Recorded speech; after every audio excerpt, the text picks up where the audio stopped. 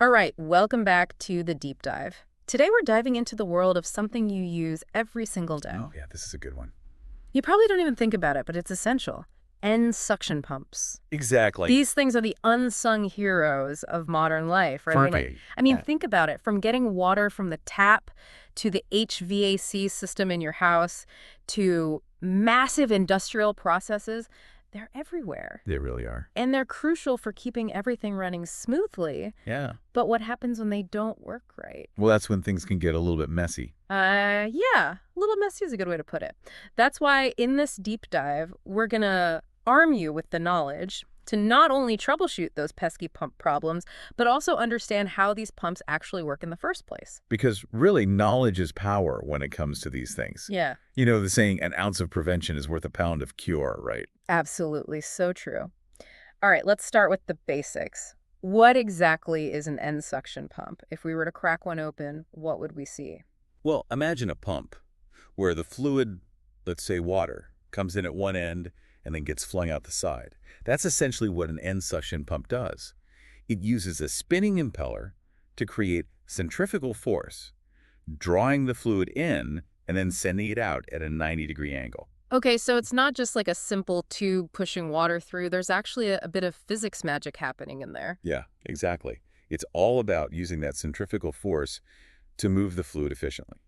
So why are these the go-to pumps for so many applications? What makes them so special? Well, for one, they're incredibly versatile. You can use them for a whole range of fluids, from water to chemicals and everything in between. So they're adaptable. Very adaptable. Plus, they're relatively simple to design and maintain. Simple is good, especially when it comes to maintenance. Absolutely. It means easier access to parts, which can save you time and money in the long run. And of course, reliability is key. We need these pumps to work consistently, right? Absolutely. And they can be very reliable if they're properly cared for. Okay, so now let's talk about the headaches. The moments when these pumps decide to throw a wrench in the works. What's the first common problem we should tackle? Well, let's start with the most frustrating one. When the pump just refuses to start. The dreaded dead pump. What are some of the usual suspects in this case? The first thing you always want to check is the power supply. Makes sense. Got to make sure it's actually getting juice, right? Exactly. So check the circuit breakers, the fuses, and all the wiring connections to the motor. Sometimes it's a simple fix like a tripped breaker. Oh yeah, more often than you think. But if the power's good, then we need to dig a little deeper. Right. So next up is the motor itself. It could be a motor failure, windings burnt out, or maybe some internal components have seized up. Right, so the motor is basically the heart of the pump, and if the heart isn't beating... Well, nothing's moving. Then you also want to check the impeller. That's the spinning part inside that actually moves the fluid. So the impeller is like the muscle doing the heavy lifting. Yeah, exactly. But sometimes that muscle can get jammed with debris or corrosion, preventing the motor from turning it. Like a cramp, I guess. Pretty much. And last but not least, you got to consider the control system. Right, the brains of the operation. If there's a malfunction in the control system, it could be preventing power from reaching the motor altogether. And this could show up as error codes on the control panel, right? Exactly. Or a tripped thermal overload switch. Okay, so we've got a few suspects lined up. Power issues, motor troubles, a jammed impeller, or control system glitch. How do we actually pinpoint the culprit? All right, so let's play detective. First, go back to that power supply. Use a voltmeter to double-check that the pump is actually receiving the correct voltage at its terminals. No assumptions. Right, always measure twice, cut once. Exactly. Then, head over to the control panel. Are there any flashing error messages staring back at you? Did a thermal overload switch decide to take a break? If everything looks good there, then, and this is important, only after you've safely disconnected the power, you can try testing the motor itself. Safety first. Absolutely. If you have a multimeter, you can check the continuity of the motor windings and measure their resistance. This can give you a clue about the motor's health. Like taking its pulse. Exactly. And finally, with the power still OFF, try manually rotating the pump shaft. You can usually access this at the back of the motor. If it feels stiff or won't budge, you might have a seized impeller on your hands. Got it. So we're retracing the electrical path and then checking for any mechanical blockages. Makes sense. So let's say we found the issue. What are some common fixes for these pump won't start scenarios? Well, if it's a simple trip breaker or a blown fuse, just reset the breaker or replace the fuse. But And this is important, try to figure out why it tripped or blew in the first place. It might be a sign of a bigger underlying problem. Right, don't just ignore the warning signs. Exactly.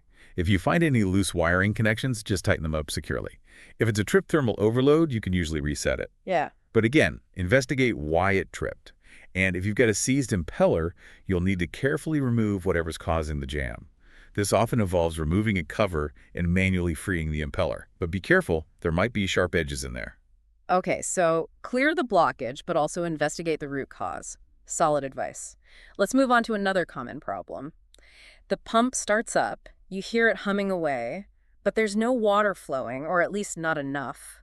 What's going on there? That's a classic. In this case, the prime suspect is usually air trapped in the system. Air. Really? How does that stop the flow? Well, even though you can't always see it, air pockets can act like blockages in the piping, preventing the water from flowing freely. Oh, like a bubble in a straw. Exactly. You might see actual bubbles in any clear sections of the piping, or you might hear gurgling or hissing sounds from the pump itself. That's the air talking. Air in the system. Got it. What else could be stopping that precious water flow? Well, another common culprit is a clogged impeller. Just like debris can jam it completely, it can also partially block the impeller vanes, reducing the flow. Right, so it's like the pump is trying to push water through a partially blocked pipe. Pretty much. Now, this might seem obvious, but it's worth double-checking. Are all the valves in the system fully open? Yeah, you'd be surprised how often that's the issue. Sometimes a valve that's even slightly closed can dramatically reduce or stop the flow. Makes sense. What else should we be looking at? Well, here's a tricky one. You got to make sure the motor is rotating in the right direction. Wait, the wrong direction? How does that even happen? Well, most pumps are designed to spin in only one specific direction to pump effectively. There's usually an arrow on the pump housing indicating the correct rotation. Oh, I see. If the motor is wired incorrectly, it could be spinning the wrong way, and that means the pump won't move water efficiently. So it's like trying to drive your car in reverse on the highway. It'll move, but not very well. That's a great analogy. And finally, if the pump is installed above the water level and has to suck the water upwards, what we call suction lift, it might be struggling because the vertical distance is simply too much for it to handle. So it's like trying to drink a milkshake through a really long straw. Gets harder the higher the lift. Exactly. You got it. Okay, so we've got air in the system, a possibly clogged impeller, valve issues, wrong rotation, and too much suction lift. How do we figure out which one's the troublemaker? Time for more detective work. Start with a visual inspection. Look for those telltale air bubbles in the system. Bubble patrol. Then focus on the suction line. That's the pipe bringing water into the pump. Make sure it's airtight and that the inlet is submerged deep enough in the water source to avoid sucking in air. So no air leaks allowed. Right. Next, double-check every single valve in the system. Make sure they're fully open. It's easy to miss one. Check, tick, double check. Now, take a look at the motor. Make sure it's spinning in the direction that arrow on the pump housing is pointing to. You might need to briefly watch the fan at the back of the motor if you can't see the shaft directly. Got it. Arrow is boss. And lastly, if you suspect suction lift is the issue, measure the vertical distance between the pump inlet and the water surface. Then, compare that distance to the pump's performance specifications, which you can find in the manual. Right, because every pump has its limits. Exactly. And once we've found the culprit, what are some of the fixes for these no-flow situations? Well, if it's air in the system, you need to bleed that air out. Most pumps have special vent valves or air release valves just for this purpose. Let it breathe. If you find a clogged impeller, time to shut down the pump, isolate it from the system, and then get in there and clean it. Remove any debris that's causing the blockage. All right, impeller cleaning time. What about those valves? Make sure they're all fully open. Of course, open sesame. But what if the motor's spinning the wrong way? That's a bit more technical. You'll need to adjust the electrical wiring connections to the motor. And is this something a DIYer should attempt? If you're comfortable and experienced with electrical wiring, then maybe. But if not, it's best to call in a qualified electrician. Safety first, always. Absolutely. Better safe than sorry. Now, what about that suction lift problem? How do we fix that? You might need to move the pump physically closer to the water source or raise the water level itself. So basically reduce that vertical distance. Exactly. And don't forget to check and clean any strainers or filters in the suction line too. They can easily get clogged and restrict flow. Right, got to keep those pipes clear. Okay, let's move on to another common problem. That unsettling feeling when your pump starts sounding like a rock tumbler or vibrating like crazy. What's going on there? Oh yeah, that's never a good sign. A noisy or shaky pump is definitely trying to tell you something. One of those common culprits is cavitation. Cavitation. That sounds ominous. What exactly is it? So imagine this. The pressure inside the pump gets so low that little vapor bubbles form in the water. Bubbles again. But these bubbles aren't harmless. They implode violently when they hit areas of higher pressure inside the pump. Ouch. And that implosion creates a lot of noise and vibration. It can sound like gravel rattling around in the pump, and it can actually damage the impeller over time. Not good. So cavitation is like tiny explosions happening inside the pump. What else could be causing all that racket and shaking? Another very common cause is misalignment between the pump shaft and the motor shaft. If they're not perfectly aligned, it creates excess vibration and wear on the bearings and seals, which can lead to noise. Right, so it's like trying to fit two puzzle pieces together that are slightly off. Exactly. Then there's bearing failure itself. Worn-out bearings will often create a grinding, growling, or rumbling sound. The pump's death rattle? Sometimes it can sound like that. Yeah. And then there's the simpler things like loose mounting bolts or a shaky base. That can cause a lot of rattling noise as the pump vibrates against its supports. Ah, so it's like a loose screw in a table leg, everything wobbles. You got it. And lastly, the impeller itself can become imbalanced over time due to wear, corrosion, or buildup. This can cause quite a bit of vibration. So the type of noise and the intensity of the vibration can give us clues about what's wrong. How do we narrow it down and find the root of the problem? All right, so first listen carefully to the noise. What does it sound like? If it's a grinding sound, bearings are a good suspect. Rattling usually points to something loose.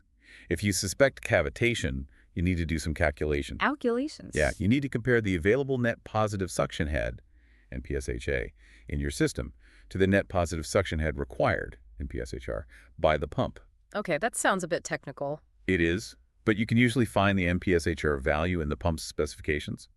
Insufficient NPSHA is what causes cavitation, so you got to make sure you have enough. Got it. More NPSHA good, less NPSHA bad? Exactly. Now, while the pump is running, if it's safe to do so or when it's stopped, take a look at the coupling between the pump and motor. Is there any wobbling or misalignment? Wobbly bad. Exactly. Next, feel the pump and motor bearings. Are they hot? Do they feel rough or noisy when you rotate the shaft manually? Remember, power off first for safety. Right, safety always. And lastly, physically check all the mounting bolts and hardware. Make sure they're properly tightened. Everything nice and snug. Precisely. Okay, so we've listened, we've looked, and we've tightened. What are the fixes for these noisy and shaky situations? Well, if cavitation is the culprit, you need to improve the suction conditions to get that NPSHA up. This might involve increasing the pressure at the suction inlet, reducing the suction lift, or even lowering the water temperature. So make it easier for the pump to pull that water in. Exactly. If misalignment is the issue, you'll need to realign the pump and motor shafts. This usually requires specialized tools, like laser alignment systems. Sounds like a job for a pro. It often is, especially for larger pumps. For worn-out bearings, replacement is the only real fix. New bearings for a smoother spin. And if you found any loose mounting hardware, just tighten it up to the manufacturer's specifications. No more rattles. And if the impeller is imbalanced, it might need to be professionally cleaned, balanced, or even replaced if it's really damaged. All right, impeller TLC. Okay, let's move on to a problem that can really cook your pump overheating. What are the main reasons why an end suction pump might get too hot? Overheating is usually a sign that something's putting too much stress on the pump or motor. One common cause is running dry. Running dry, you mean like when there's no water flowing through it? Exactly. If there's no water to cool things down, the motor and the friction inside the pump can generate a lot of heat. Right, like an engine without oil. Another cause is pushing the pump too far outside its comfort zone, making it work too hard. Pushing it to its limits. Yeah. Operating the pump at very low flow rates or high pressures for extended periods can generate a lot of excess heat.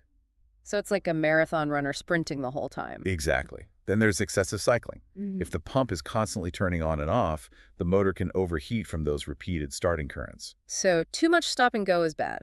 It can be. Poor ventilation around the motor and pump can also trap heat and cause problems. And as we mentioned before, worn or poorly lubricated bearings can generate a lot of heat too. So it's a combination of not enough cooling, working too hard, and friction. How do we diagnose an overheating problem? First, check that fluid level. Make sure the pump is submerged and getting a good supply of water. Then, grab that pump performance curve again and check your operating point, the flow rate and pressure you're running at. Back to the pump report card. Exactly. See if your operating point falls within the recommended range. If not, that could be your culprit. Keep an eye on how often the pump is cycling. If it's turning on and off too frequently, that's a red flag. Right, no disco pumps. Check the area around the pump and motor, make sure there's good airflow and nothing's blocking the vents. Gotta breathe. And finally, feel those bearings again. Are they hot? If they're too hot to touch, you definitely have a problem. An infrared thermometer can give you an accurate reading. Okay, so we've checked the fluids, the workload, the airflow, and those toasty bearings. What are the fixes for an overheated pump? Well, if it's running dry, you might need to install a low-level cutoff switch. This will automatically shut off the pump if the water level gets too low. So a safety net. Exactly. Or you might need to find a more reliable way to supply water to the pump. If you're operating outside the pump's sweet spot on the performance curve, you'll need to adjust the system parameters. You might need to throttle a discharge valve or even change the piping to better match the pump's capabilities. Right, get it back in its comfort zone. Exactly. If it's cycling too much, you can usually adjust the settings on the control system, like the pressure switch settings. Control those cycles. For ventilation issues, clear any obstructions around the motor or even add a fan to improve airflow. More air, less heat. And if those bearings are the problem, they might just need lubrication. But if they're worn, you'll need to replace them. Okay, bearing TLC. Now, let's move on to a problem that can hurt your wallet. High power consumption. Why would a pump suddenly start guzzling more electricity than usual? Well, if your power bill suddenly spiked, it usually means your pump is working harder than it should be. So it's like the pump is hitting the all-you-can-eat buffet. One common reason is, as we mentioned with overheating, operating the pump far from its most efficient point on that performance curve. Right, back to the pump report card. Exactly. If the pump isn't operating at its sweet spot, it needs more energy to move the same amount of water. It's just not as efficient. Makes sense. Another reason could be mechanical friction. If something's binding inside the pump or the motor, or if the seals are worn, it increases the load on the motor, making it draw more power. So it's like trying to ride a bike with the brakes slightly on. It's a great analogy. You also got to consider electrical problems within the motor itself. Ah, right, the motor's internal workings. Things like an imbalance in the electrical windings or degrading insulation can make the motor less efficient and use more energy. So it's like a short circuit in the motor. Well, not exactly a short circuit, but the idea is that the electricity isn't flowing as smoothly as it should, leading to energy loss. Got it. So it's working harder, it's inefficient, or something's wrong with the wiring. How do we figure out what's causing this power surge? First, check those operating conditions again. Compare the flow rate and pressure to the pump performance curve and see if you're operating far from that peak efficiency point. Back to the curve. If you can, measure the motor's electrical parameters, voltage, current, and power factor. This can help pinpoint any electrical imbalances. Listen and feel for any unusual noises or vibrations that might indicate mechanical friction or binding. Engaging all the senses. Think about any recent changes to the piping system. Have any valves been adjusted that might have increased the resistance the pump has to work against? Right, because even small changes can have a big impact. Exactly. And lastly, if you've changed the type of fluid you're pumping, check its viscosity. If it's thicker than what the pump was designed for, it'll take more power to move it. Okay, so we're looking at the workload, the mechanics, the electricals, and the fluid itself. What are the solutions to curb this power-hungry pump behavior? Often, just tweaking the valve positions can help. By adjusting the valves, you can bring the pump's operating point closer to its sweet spot on the performance curve where it's most efficient. Fine-tuning the flow. If there are any mechanical issues like binding or misalignment, fixing those will reduce friction and lower the power consumption. For electrical problems within the motor, you'll likely need a qualified electrician to diagnose and repair those. Time to call in the pro. If changes to the piping system have increased resistance, you might need to rethink the system design or adjust your operating procedures. And if you're now pumping a thicker fluid, you might need a different pump that's specifically designed for higher viscosity fluids. So the right pump for the right job. Exactly. All right, let's tackle the last problem on our list, one that can be quite messy, leaking seals. What are the usual suspects when a pump starts springing a leak? Well, leaks are a pretty common issue with pumps, and the most frequent cause is simply wear and tear on the mechanical seal over time. Right. Things wear out eventually. But sometimes it's not wear and tear, but a botched installation of a new seal. If it's not put in correctly, it's going to leak. So installation matters. Absolutely. Another cause is pushing the pump beyond its limits. If you operate it outside the seal's specified temperature or pressure range, or if you're pumping fluids that the seal material isn't compatible with, you're asking for trouble. Right. Wrong fluid, wrong conditions, leaky seal. Then there's damage to the pump shaft or the sleeve where the seal sits. Any scratches, grooves, or corrosion can prevent the seal from creating a tight seal. So a smooth shaft is crucial. Absolutely. And sometimes it's simply a case of chemical incompatibility. The seal material might not be resistant to the fluid being pumped, causing it to degrade and leak. So it's like trying to seal a container with tape that dissolves in the liquid inside. That's a great way to put it. Okay, so it's wear and tear, improper installation, harsh conditions, shaft damage, or chemical incompatibility. How do we troubleshoot a leaky seal? All right, detective hat's back on. First, observe the leak. Where is it coming from? How fast is it leaking? What does the leaking fluid look and smell like? Engage all the senses again. Check the environment around the seal. Does the pump have a seal flush system? Is it working properly? Seal flush system. Some pumps have a system that flushes clean fluid around the seal to keep it cool and lubricated. If it's not working, the seal can overheat and fail. Oh, I see. So it's like a cooling system for the seal. Now, inspect the pump shaft itself. Look for any scratches, grooves, or corrosion. Those can cause leaks.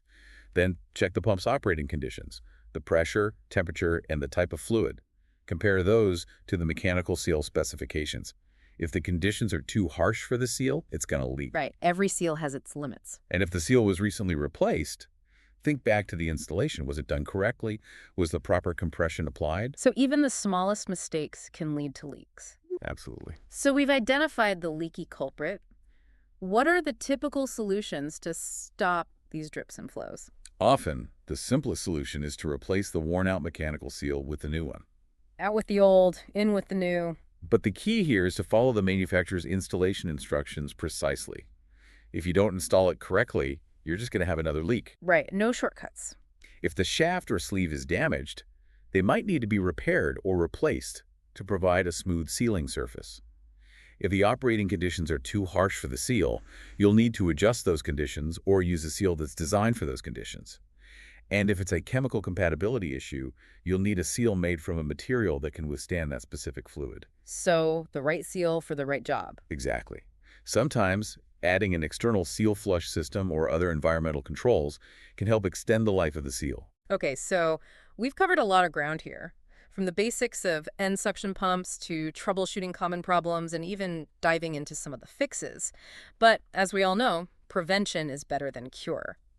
So what can our listeners do to keep their pumps happy and healthy, minimizing these headaches in the first place? Well, a good preventive maintenance program is absolutely crucial. It's like taking your car in for regular oil changes and tune-ups. Right, it's about staying ahead of the problems. Exactly. So let's break it down into different maintenance intervals. Yeah. Daily, monthly, quarterly, and annually. Okay, let's start with the daily checks. What are the quick things we should be looking at every day? Every day, keep an eye on those key operating parameters: the discharge pressure, the flow rate if you have a meter, and the temperature of the pump and motor. So the pump's vital signs. Exactly. Listen for any unusual noises. Look for leaks. If your pump needs lubrication, check the oil or grease levels. And take a quick glance at the discharge pressure gauge to make sure it's reading within the normal range. So a quick once-over every day. Exactly. It only takes a few minutes, but it can save you a lot of trouble in the long run. Okay, what about the monthly maintenance routine? What should we be doing every month? Monthly, it's time to get a little more hands-on. Inspect and clean those strainers or filters in the suction line. They can clog up pretty quickly. Right, keep those pipes flowing freely. Double-check the alignment between the pump and motor shafts. Making sure everything's still lined up. Exactly. Examine the coupling that connects the two shafts for any signs of wear or damage. Checking for wear and tear. If your control system has any test functions, run those monthly to make sure everything's working as it should. Testing the brains of the operation. And if your pump bearings need lubrication, give them a little love, according to the manufacturer's recommendations. Lubricate those bearings. Got it. And while you're at it, take a look at the pump's base plate and foundation. Check for any cracks, corrosion, or movement. Right, making sure everything's stable. Exactly. Okay, on to the quarterly tasks. What should we be doing every 3 months? Quarterly, it's time to bring out some more specialized tools. Okay, getting serious now. A basic vibration analysis can help you spot developing problems in the bearings or impeller imbalance that you might not hear or feel yet. You can use a simple handheld vibration meter for this. So we're listening for those subtle vibrations. Exactly. Now, take a close look at the packing or mechanical seal. Look for wear or leakage. Checking for any signs of trouble. Now, inspect all the electrical connections at the motor and control panel.